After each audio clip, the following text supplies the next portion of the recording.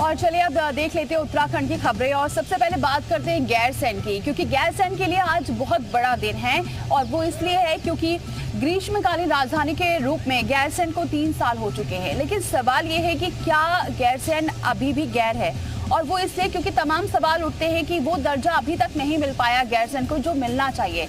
आखिर इस पर हम क्यों सवाल उठ रहे हैं, क्या इसका जवाब होना चाहिए, इस रिपोर्ट में देखिए जरा।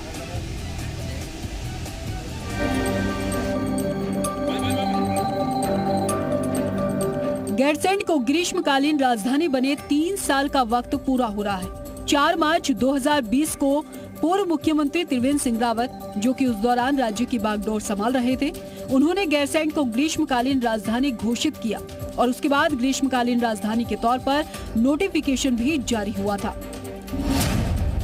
ग्रीष्मकालीन राजधानी के तौर पर गैरसैंण को 3 साल बीत गए, लेकिन राजधानी के तौर पर 3 दिन तो दूर 3 घंटे तक भी राजधानी के तौर पर गैरसैंण से काम नहीं हुआ।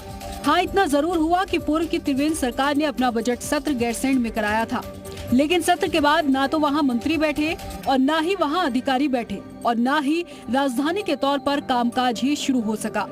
और अब एक बार फिर धामी सरकार अपना बजट सत्र गैरसैंण में कराने जा रही है। 13 मार्च से विधानसभा के बजट सत्र की शुरुआत गैरसैंण में होगी। लेकिन सवाल ये उठ रहा है कि क्या गैरसैंण में महज सत्र ही होगा या राजधानी के तौर पर वहां से काम भी शुरू होगा।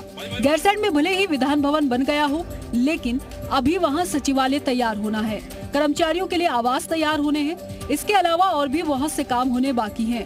पूर्व सीएम त्रिवेंद्र सिंह रावत का कहना है कि गैरसैंण के विकास के लिए पूरा खाका खींचा गया था, जिस पर जनभावनाओं के आधार पर सरकार को काम करना चाहिए। तमाम चीजों पर उसमें विचार हुआ था। ये भी विचार हुआ था कि किस तरीके से नई जो ग्रीष्मकालीन राजधानी है हमारी, उसमें हमारी निर्माण संरचनाएं किस तरह की होंगी, तमाम विषयों पर बातचीत हुई थी। मैं कुल मिला के कहना चाहूँगा कि उसके लिए एक एक्सपर्ट्स की कमेटी बना करके और आगे की कार्रवाई बढ़ाना चाहिए। ऐसा नहीं है कि गैरसैंण के विकास का बीजेपी दम नहीं भरती। मुख्यमंत्री पुष्कर सिंह धामी खुद इस बात का जिक्र कई बार कर चुके हैं कि गैरसैंण और वहां के विकास कार्यों को लेकर सरकार गंभीर है। बस इंतजार है तो इस बात का कि आखिर विकास गैरसैंण कब चढ़ेगा। कुलदीप नेगी, जी मीडिया। और अब बढ़ते हैं आगे। रामानुज दीपाली इस वक्त हमारे साथ जुड़े हुए हैं। बिल्कुल रामानुज, क्या अभी यही सवाल उठ रहा है? हमने इस रिपोर्ट में भी देखा कि अभी भी गैरसैंण को राजधानी हुए तो 3 साल हो गए ग्रीष्मकालीन, लेकिन फिर भी जो विकास होना चाहिए, एक राजधानी की क्या तस्वीर है सब जानते हैं, लेकिन एक राजधानी की यहाँ पर क्या तस्वीर है वो बिल्कुल जुदा है। दीपाली, उत्तराखंड राज्य का गठन 9 नवंबर सन 2000 को हुआ था और तब से इस बात को लेकर के चर्चा चल रही थी कि आखिर उत्तराखंड की स्थायी राजधानी, परमानेंट राजधानी कहाँ पर होगी।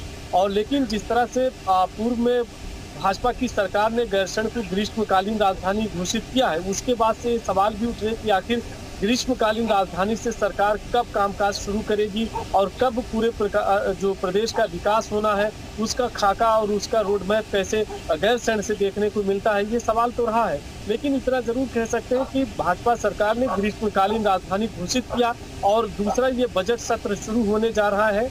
अभी वहाँ पर सचिवालय, कर्मचारियों के आवास, साथ में वहाँ पर जो और दूसरे कार्यालय हैं उसकी अवस्थापना, विकास की आधारशिला रखा जाना बाकी है। जैसे में देखना यही बात का होगा कि आने वाले दिनों में गैरसैंण के विकास को लेकर के किस तरह से आगे कदम सरकार उठाती है और क्या वाकई गैरसैंण से ही सरकार अपना कामकाज शुरू करती है।